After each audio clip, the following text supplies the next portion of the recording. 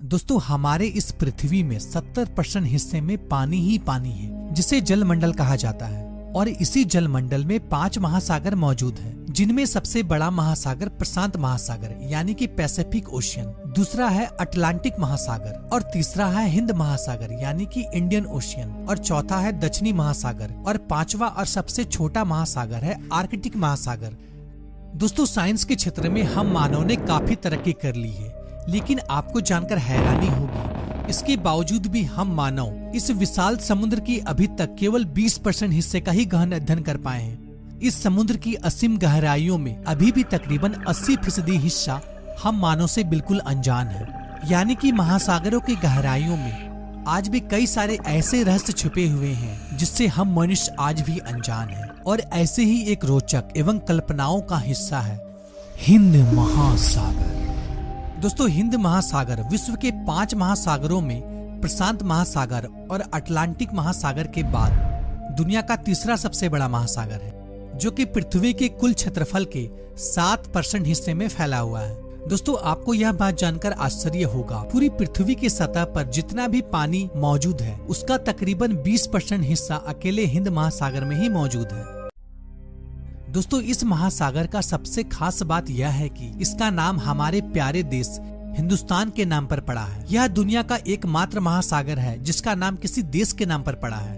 दोस्तों संस्कृत की पुस्तक में इसे रत्नाकर के नाम से बुलाया जाता है, जिसका अर्थ होता है रत्न उत्पन्न करने वाला महासागर। वैसे आपको यह भी बताता चलूं, हिंदू ग्रंथ में इस महासागर को हिंदू महासागर के नाम से भी जाना जाता है। वैसे आपने यह भी सुना होगा कि हिंद महासागर को सबसे युवा महासागर भी कहा जाता है, क्योंकि शोधकर्ताओं के माने तो इस महासागर का जन्म तकरीबन 73 करोड़ वर्ष पहले हुआ था। दोस्तों हिंद महासागर का पानी विश्व के अन्य महासागरों की तुलना में काफी गर्म मानी जाती है। यानी कि हिंद महासागर का पानी कभी कभी इतना गर्म हो जाता है कि इसका टेम्परेचर 36 डिग्री तक पहुंच जाता है। दोस्तों हिंद महासागर का कुल क्षेत्रफल 7,05,60,000 वर्ग किलोमीटर है।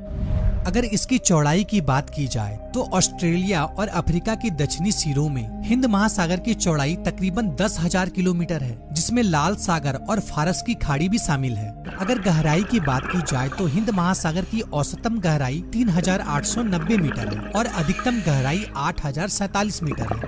दोस्तों यूँ तो इस महासागर में हजारों द्वीप मौजूद हैं, लेकिन इनमें से सबसे बड़े द्वीप मेडागास्कर और श्रीलंका है।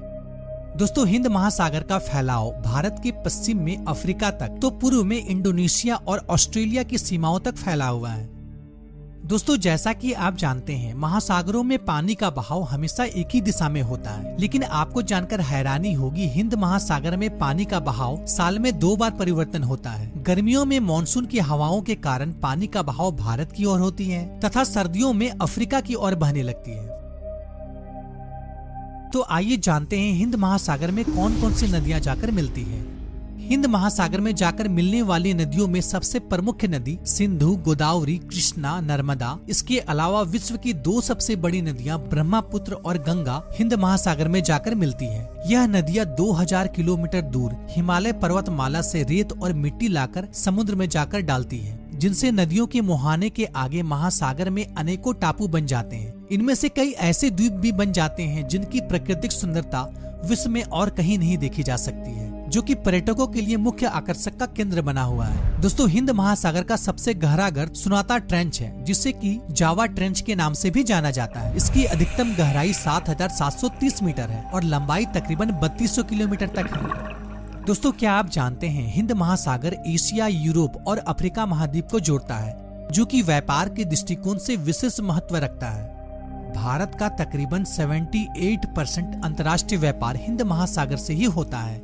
वैसे तो हिंद महासागर की सीमाएं 40 देशों को छूती है और इनके तटों पर विश्व की 40% आबादी बसती है।